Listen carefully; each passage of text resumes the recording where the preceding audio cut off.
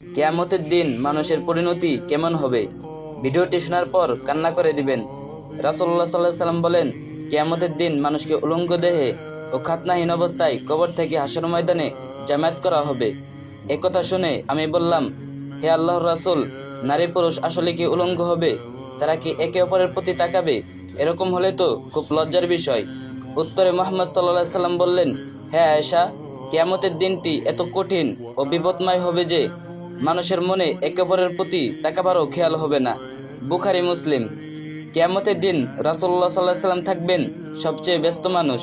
মিজানের পাল্লা, হাউজে কাউসার একসাথে ছোটাছুটি করতে থাকবেন, ইয়া উম্মতি ইয়া উম্মতি ইয়া উম্মতি বলে। জিবরাইল আলাইহিস সালাম কবর থেকে তুলবেন মুহাম্মদ সাল্লাল্লাহু আলাইহি সাল্লামকে। রাসূলুল্লাহ সাল্লাল্লাহু আলাইহি সাল্লাম জিজ্ঞেস করবেন, কি ব্যাপার জিবরাইল, আমার উম্মত কি উঠেছে? ওইদিকে আবার মুসা কালিমুল্লাহ আরশের খুঁটি ধরে আছেন আর বলছেন, ইয়া নাফসি ইয়া নাফসি।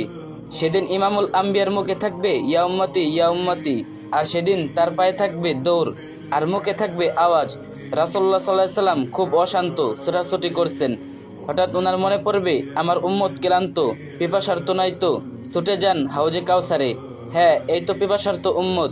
নিজের হাতে হাউজে কাউসার থেকে পানি পান করাবেন আর বলবেন, পান করো, আর কখনো তৃষ্ণা হবে না। হঠাৎ মনে হবে মিজানের সামনে দাঁড়ানো উম্মতের কথা, ছুটে যাবেন সেখানে। দেখবেন উম্মতের বাম পাল্লা ভারী হয়ে যাচ্ছে, পেরেশান, তিনি হয়রান। অতঃপর দৌড়ে যাবেন দরুদে পিটারার সামনে, যেখানে তার জন্য পড়া দরুদ উম্মতের নামসহ একটা বক্সের মধ্যে জমা আছে। সেখান থেকে দরুদ নিয়ে ডান পাল্লায় দিতে থাকবেন যতক্ষণ না ডান পাল্লা ভারী হয়ে যাচ্ছে।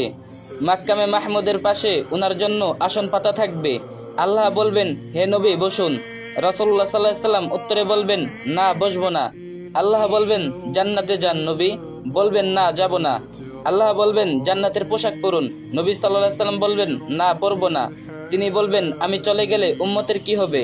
কিয়ামতের দিন মানুষ তার ভাই থেকে, বোন থেকে, পিতা থেকে, মাতা থেকে পালিয়ে বেড়াবে। এখন নিজেকে প্রশ্ন করুন, যে নবী মৃত্যুর সময় ইয়া উম্মতি করতে করতে মারা গেছেন, সেই নবী কিয়ামতের সময় আমাদের জন্য এত কিছু করবেন। সেই নবীর উম্মত হয়ে আমরা কি করছি? আমাদের কি করা উচিত? আমরা কি নবী সাল্লাল্লাহু আলাইহি সাল্লামের সুন্নত ও আদর্শ মেনে চলি?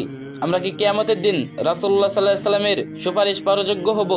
কিয়ামতের দিন এক রাসূল ছাড়া কেউ কাউকে চিনবে না। অতএব রাসূলুল্লাহ সাল্লাল্লাহু আলাইহি সাল্লামের সুন্নত ও আদর্শ অনুসারে জীবন তৈরি করা, তার সুপারিশ পাওয়ার যোগ্য ও উম্মত হবার চেষ্টা করা উচিত। এছাড়া অন্য কোনো উপায় নেই।